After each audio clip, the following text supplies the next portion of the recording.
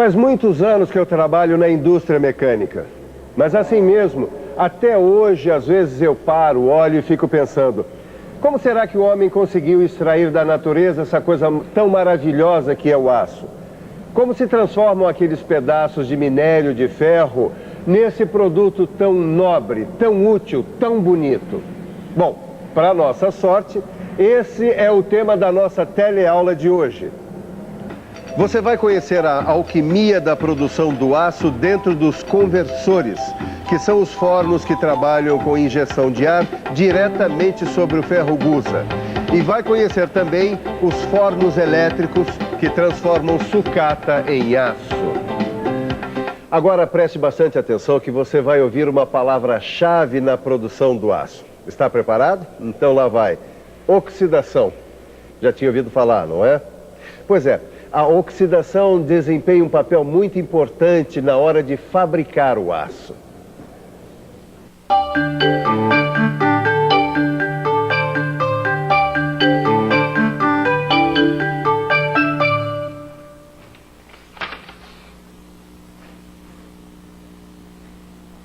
Oxidação, é isso. O quê?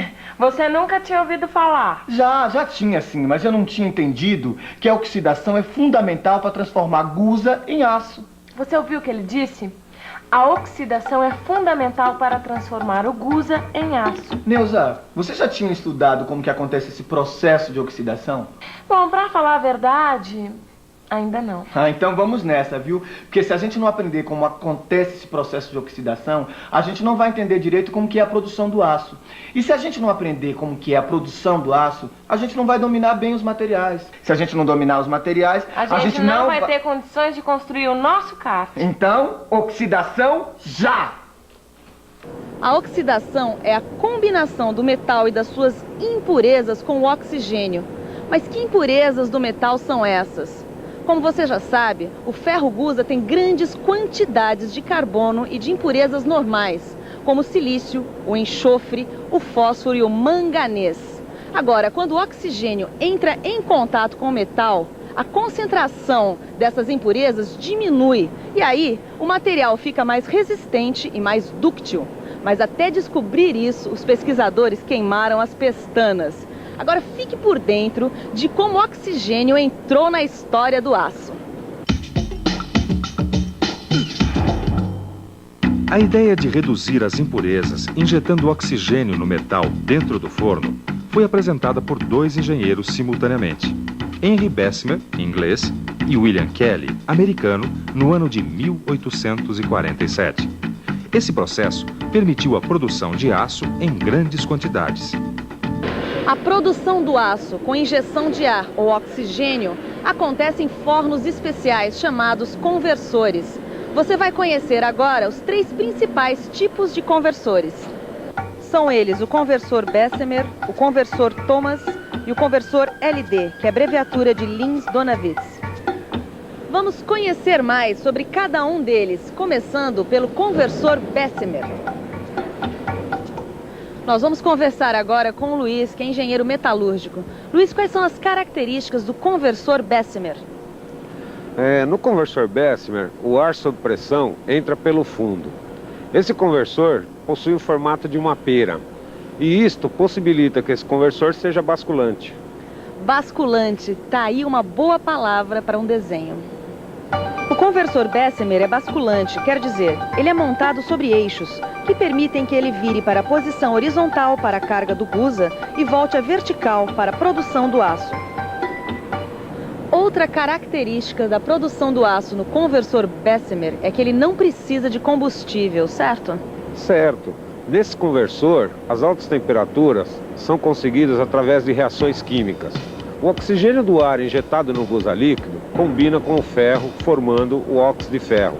O óxido de ferro, por sua vez, combina com o silício, com o manganês e com o carbono, eliminando essas impurezas. Este processo dura cerca de 20 minutos.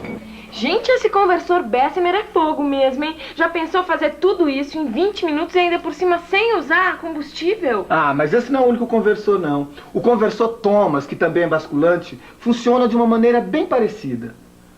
Vamos dar uma olhada no conversor Thomas. O conversor Thomas também usa ar no processo. A diferença é que ele tem um revestimento que aceita alto teor de fósforo no ferro gusa. É isso? É isso. Esse revestimento também, ele resiste bem a ataques de escórias à base de cal. A desvantagem desse conversor é que ele não elimina o enxofre. E o refratário à base de dolomita também é atacado pelo silício. Quer dizer então que no conversor Thomas, o ferro gusa deve ter baixo teor de silício, certo? Exatamente. Esse conversor também é quente, hein, Edgar? Agora tem aquele outro que a gente ainda vai ver. Como é que ele chama mesmo? Peraí. Conversor LD. Ele também funciona à base de injeção do oxigênio no gusa líquido, como os outros. Só que ele injeta o oxigênio pela parte de cima do conversor. O conversor LD tem uma carcaça de aço revestida com materiais refratários. Agora, como é a injeção de oxigênio nesse conversor? Esse conversor, ele tem uma lança metálica feita com tubos de aço com um bocal de cobre. Esta lança injeta oxigênio puro na superfície do gusa líquido. A temperatura na zona de impacto pode chegar a 3.000 graus Celsius. E é verdade que essa alta temperatura acelera as reações de oxidação do gusa? Esse conversor, ele tem alta capacidade de produção, é fácil de operar e também não usa combustível. Muito obrigada. Mas os conversores também têm algumas desvantagens. Eles perdem metal na queima, causam a formação de óxidos de ferro e gases, e também esses conversores não transformam sucata.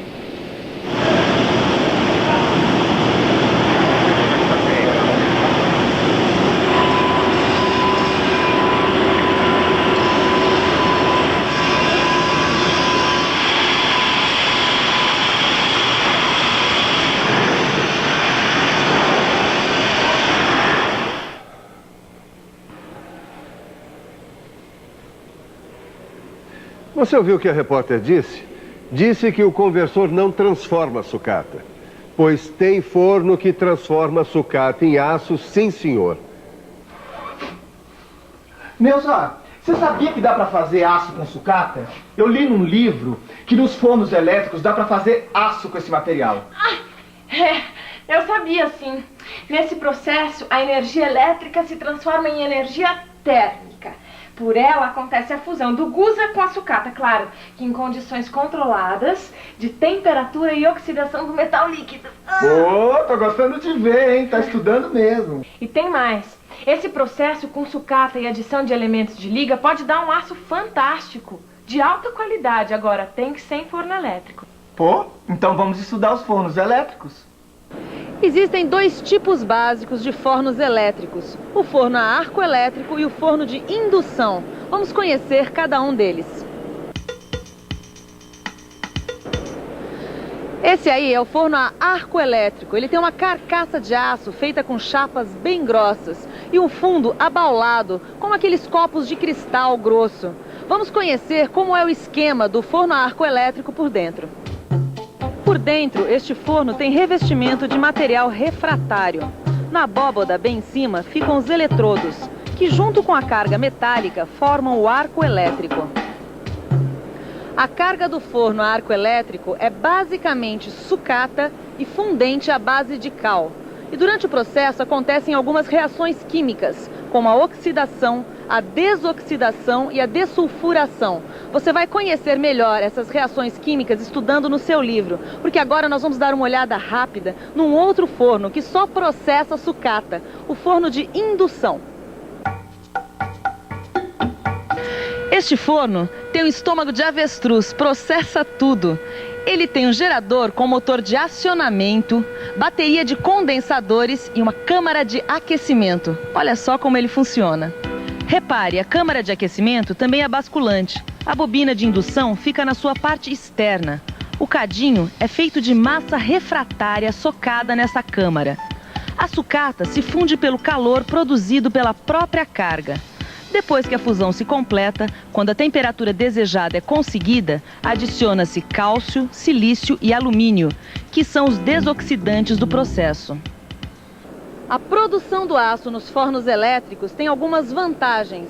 A operação é mais flexível, as temperaturas são altas, existe um controle rigoroso da composição química e melhor aproveitamento térmico. E também não há os problemas da combustão. Mas também existem algumas desvantagens nos fornos elétricos. O custo operacional é mais alto e a capacidade de produção menor. Neuzinha, vamos comprar o aço para o nosso kart produzido num forno elétrico ou num conversor? Edgar, eu acho que ainda não dá pra saber isso, não. Claro que dá, vamos comprar produzido no forno elétrico, que além de aproveitar a sucata, é muito mais ecológico.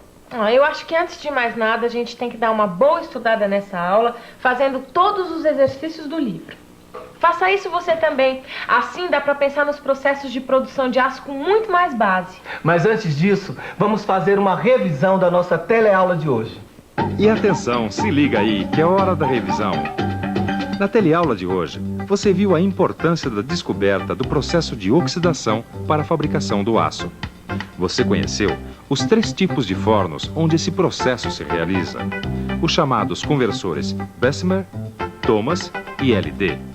E conheceu os fornos elétricos, um que funciona a arco elétrico e o outro de indução. Se você quer ficar por dentro das características de cada um desses fornos, dê uma boa olhada na sua aula, no seu livro. Assim, quando nos encontrarmos aqui na próxima teleaula, você vai estar tinindo para aprender mais coisas sobre materiais. Até mais, um abraço.